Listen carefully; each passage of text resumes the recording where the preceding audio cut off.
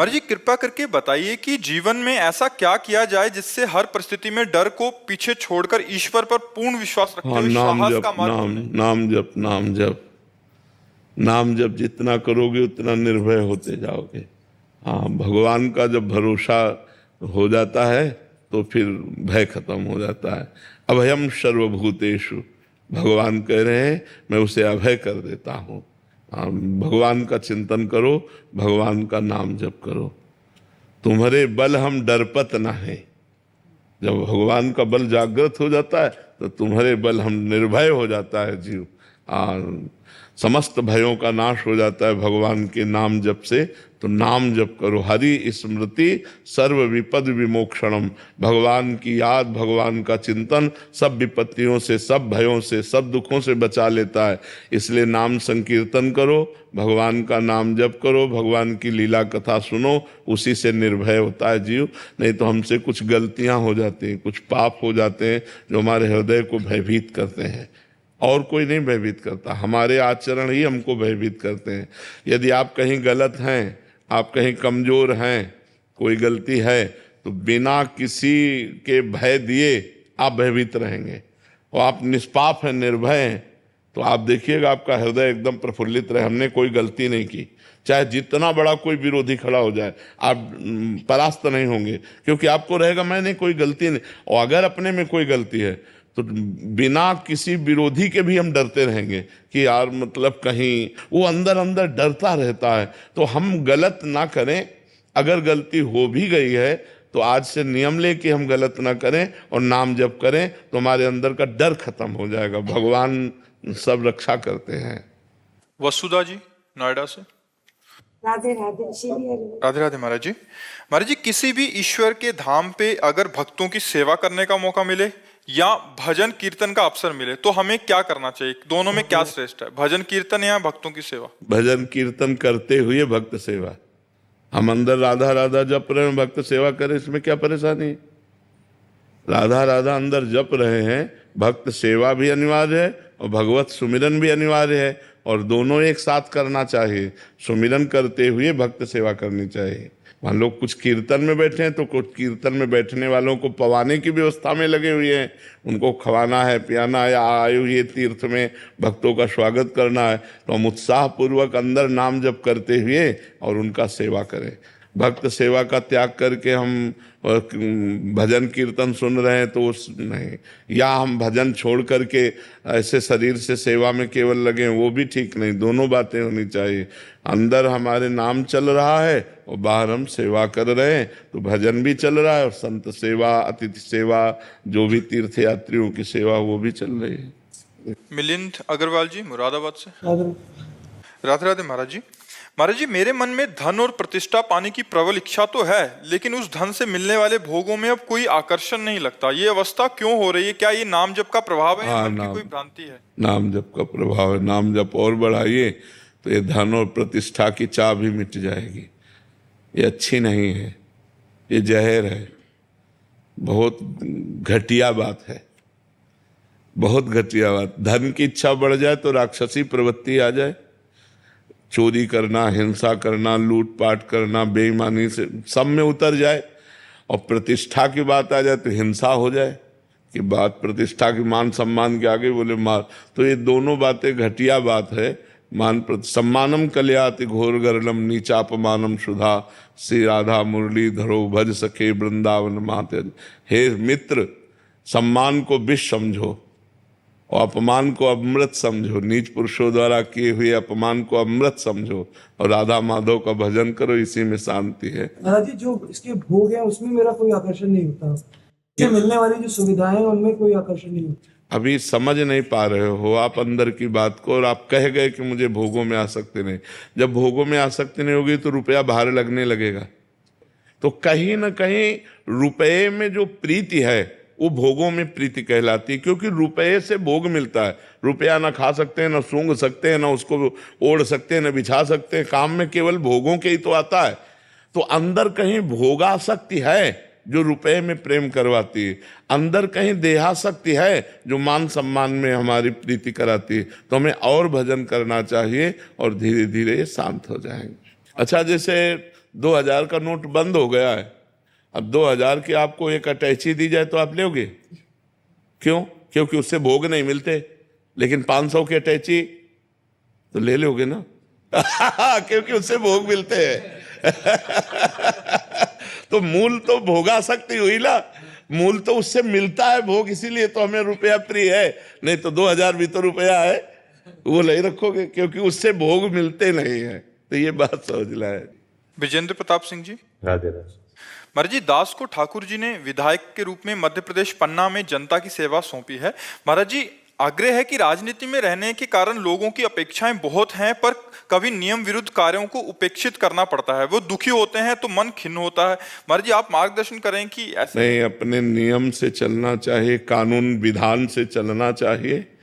अगर कोई दुखी होता है तो उसमें आपका कोई दोष नहीं, कानून विधान है उसके। जो आपके लिए विधायक पद में कानून है, जितना आप समाज सेवा का अधिकार रखते हैं और जैसे समाज सेवा का अधिकार पूरा होता है वो सब आपको पता है, तो वो आप कीजिए।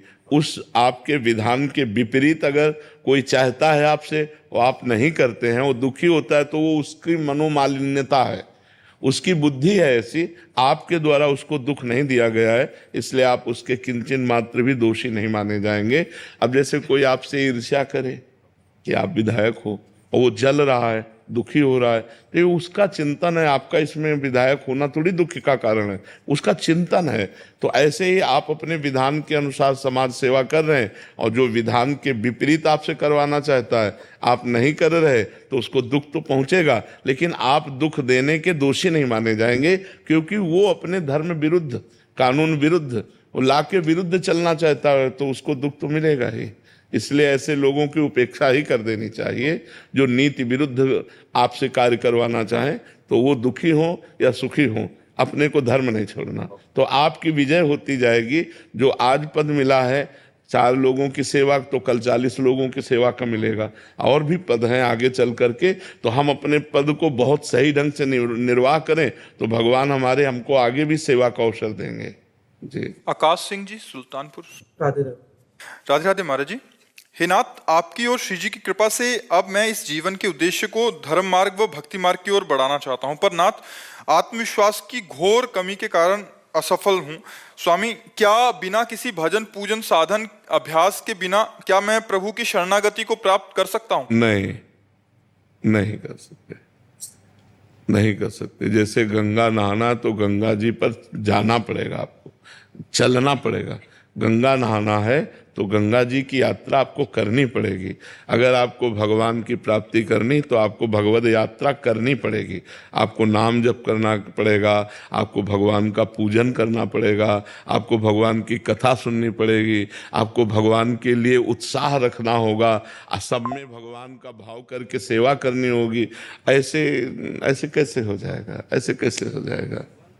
6 साल पहले मैं विदेश में था, उसके बाद वहाँ पे वहाँ वो बुरे कर्मों में नहीं, सबसे बुरे कर्म हो जाते हैं। आप कोई नए आदमी नहीं हो कि आपसे बुरे कर्म हो जाते हैं।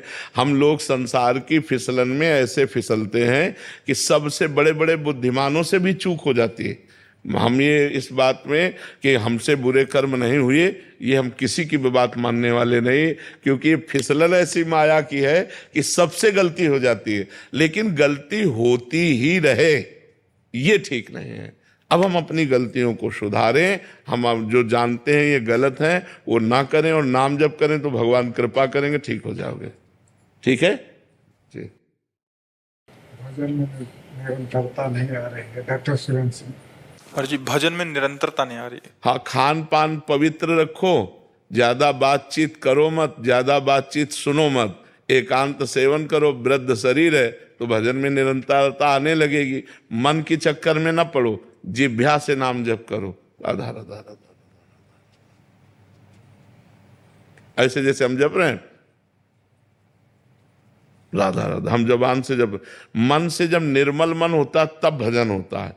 नहीं तो ऐसे 2-4 नाम जप करेगा, भाग जाएगा, संसार का चिंतन करने लगेगा, तो वो निरंतरता में बाधा आ जाएगी। तो जबान से नाम जप करना प्रारंभ करें, अंदर ही अंदर उपांशु जप उसे कहते हैं। मनीष जी, श्री हरिवंश महाराज जी।